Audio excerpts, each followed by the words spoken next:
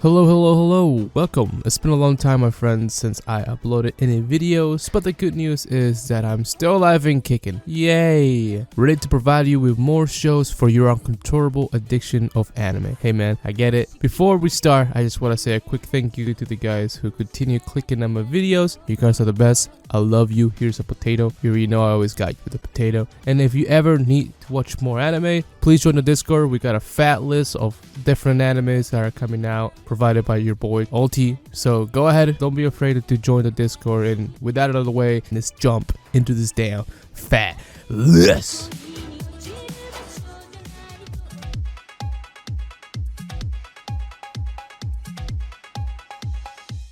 To best help the students learn to be responsible and caring in a relationship, the school pairs random students together and makes them live under the same roof. I'm not sure why this is a good idea, because anything can happen, if you know what I'm saying. Cameras ain't gonna do a goddamn thing when, when the action happens. Alright, I'm just saying. Very interesting idea, but it will suck if you get paired with the wrong person. And spoilers ahead, this is exactly what happens to my boy. He's been in love with his childhood friend Shiori for a minute now, and he was really hoping to get paired with her. But life can be a bastard sometimes, and he gets paired with the hottest, annoying girl in the classroom named Akari. Just your typical popular girl whose only goal is to be with Minami. Also a popular guy who is really good with the ladies, and every male does not like this guy. But the biggest slap in the face is when he finds out that Shiori, the girl he's been in love with for the longest time, actually gets paired with Manami, the hottest guy. You really hate to see it. The only way for them to switch partners is for them to be lovey-lovey, and I don't know, man, I'll leave it up to you to find out what happens next.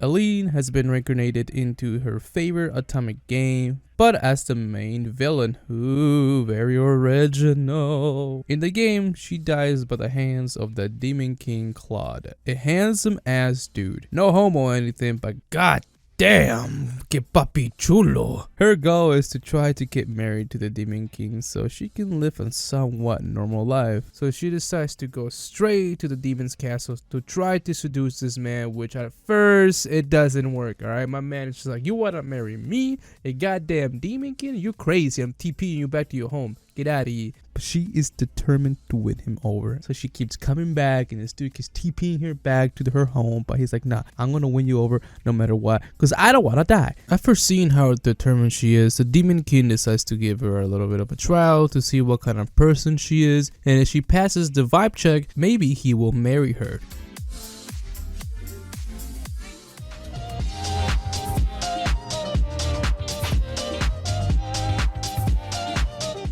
Ryan used to be part of the hero group trying to defeat the Demon King. Ryan was considered the weakest member of the group, so the rest of the hero party decided to bully him out of the group, telling him that his unique skills of beat taming was trash and was only useful when it came to traveling and scouting, which makes no freaking sense, because why would I carry my sword if I could just let the bear do it? And why would I scout if the birds can do it? Nah, that sounds freaking broken. My poor boy is depressed, and so he decides to keep on moving with his life, when out of nowhere he hears a girl screaming, about to get eaten by a goddamn bear and sent to the gulag. Even though my boy knows that he's weak, he still goes out of his way to help this girl out. Right before he's about to get eaten by the tiger, the girl who we thought was weak turns out to be strong as hell, and it just kicks the living crap out of this tiger, saving both lives. Yay. After kicking ass, she introduces herself as Kanade. She explains that she's actually a lost species known to be instinct. After getting to know my boy, she realizes that she can trust him and actually wants to be her partner. She tells him, hey, if you tame me, you can get my powers and we can become a powerful couple. And this is exactly what happens, which is actually kind of crazy if you think about it, because every girl he gets, or every girl he tames, right, he gets their power. So imagine if he gets mad lost species, he's gonna become mad freaking powerful, dude.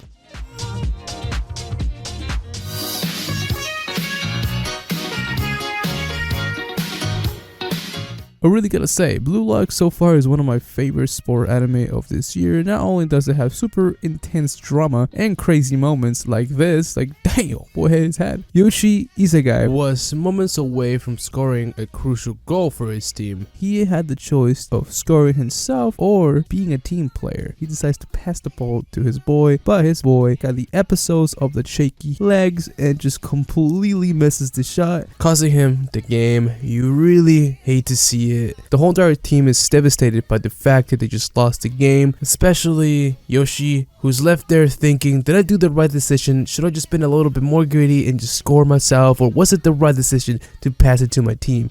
He is completely destroyed inside, and I feel really bad for my boy. While eating dinner, he gets a letter from Blue Lock, giving him a second chance to prove himself and to continue his passion, that is soccer. At the end of the day, he has nothing to lose, so he decides to go to the meeting. After entering the place, he notices that everyone is the striker. That's when Ego Jinpachi makes his appearance. And oh boy, he pisses everyone off because he says that soccer is not team-based, but more of a game that whoever has the biggest ball to score for himself, to make that goal, count the last second, and that irks everyone in there except my boy Yoshi. He's like, nah, I'm gonna go in there and that would be the #1 freaking striker in Japan. That's literally the whole entire point of Blue Lock, is to make the strongest and freaking craziest savage freaking striker in Japan.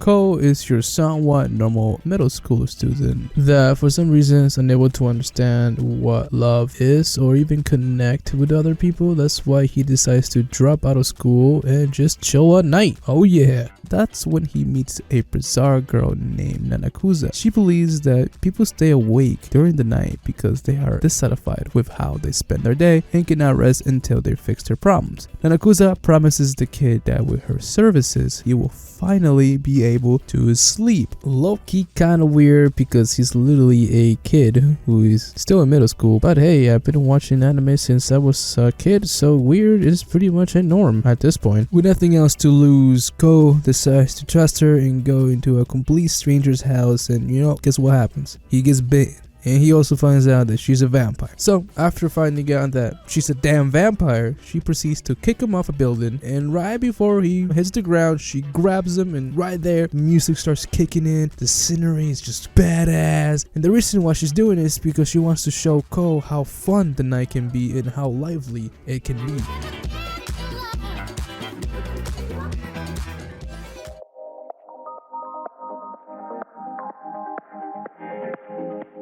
Stop and listen to me. Okay. Would you, yes or no, fuck your homie if she turned into a hot ass girl? It's just yes or no, bro. Oh God. This is a really complicated question. Hey, listen, bro. This is a really complicated question.